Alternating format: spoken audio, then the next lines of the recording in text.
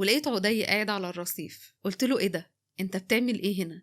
قام وبصلي ببرود وكان لسه هيمشي. مسكت ايده وقلت له في ايه يا عدي؟ فهمني. على صوته وقال لي سيبيني لو سمحتوا. وساعتها جه شوية شباب وبنات وقالوا في ايه يا جماعة؟ قال لهم الأنسة دي بتتحرش بيا وبتعاكسني. قلت له الاتنين؟ بنت من اللي واقفين قالت له ما ليها حق طبعا، ما انت زي القمر. بصيت للبنت بكل غيظ وقلت لها على فكرة ده جوزي وأبو ابني، احنا بس متخانقين وانا بصالحه.